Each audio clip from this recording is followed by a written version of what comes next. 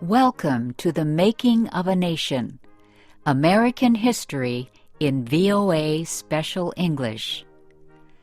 A new leader stood before the American people on March 4th, 1913. He was Woodrow Wilson, the 28th President of the United States. Wilson belonged to the Democratic Party.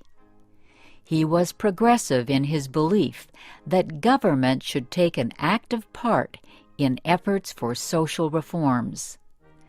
This week in our series, Kay Gallant and Harry Monroe begin the story of Wilson's presidency.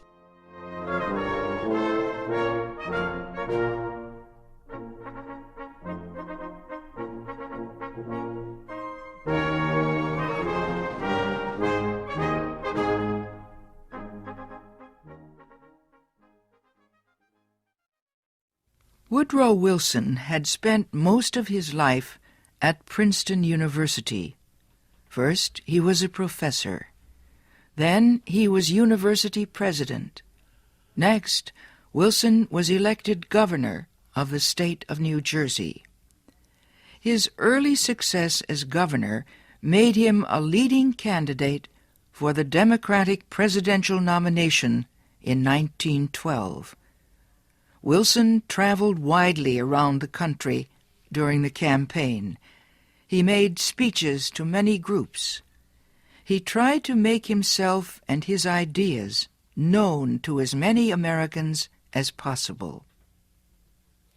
Wilson called his program the New Freedom.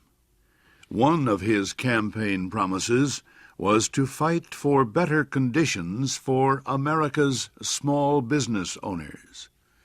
Such proposals helped him win the Democratic nomination for president. Then he defeated President William Howard Taft and former President Theodore Roosevelt in the election. Woodrow Wilson, the former president of a university, had become the president of a nation.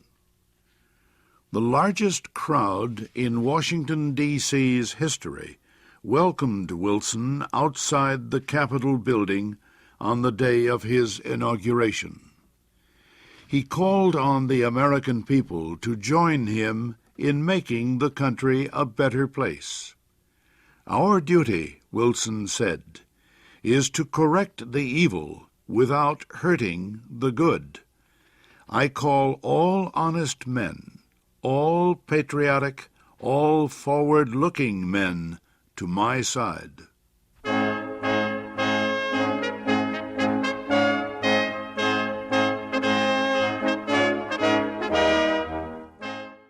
Wilson wasted no time. He immediately called a special session of Congress to act on Democratic campaign promises to reduce import taxes or tariffs. Wilson felt strongly about the need to reform these taxes. He broke tradition by leaving the White House to appear before Congress in person to appeal for his tariff proposals. Many members of Congress opposed Wilson's plans, but the new president used the results of a Senate investigation to win the fight. The investigation showed that a number of senators owned companies that depended on high tariffs for their profits. The votes of these senators were influenced by their property holdings. Public knowledge of the situation forced many of them to give up their holdings and stop resisting tariff reform. Congress finally approved Wilson's proposals. Lower tariffs reduced the amount of money taken in by the federal government. So the Senate also approved a tax on income or earnings. A constitutional amendment had been passed earlier to permit such a tax. President Wilson and the Democratic Party were pleased with the new tariff and income tax bills. But they were far from finished. Next, they turned their efforts to reform of the banking industry. For several years, many people had recognized the need for changes in the banking system. The old system of uncontrolled private banks had developed years earlier, before the United States became a major industrial nation. Many people agreed that a more modern system was needed, but they could not agree on details. President Wilson said control of the nation's wealth was held by too few men. He noted a report that said just 2 men controlled 10% of the total wealth of the United States.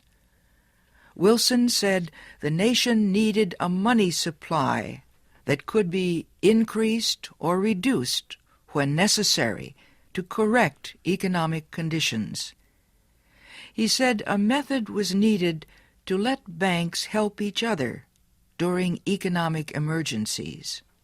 And, he said, laws were needed to prevent a few wealthy men from using the economic resources of the country for their own purposes.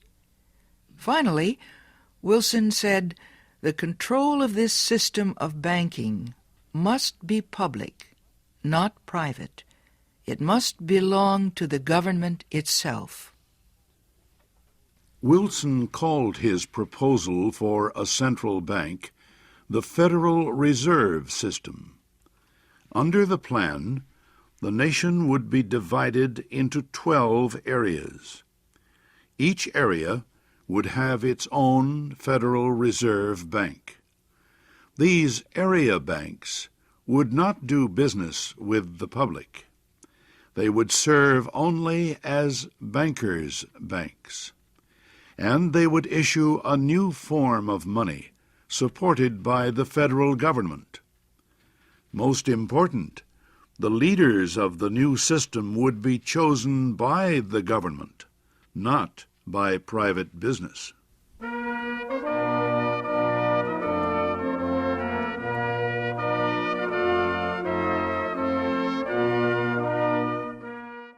Bankers, business leaders, and their representatives in Congress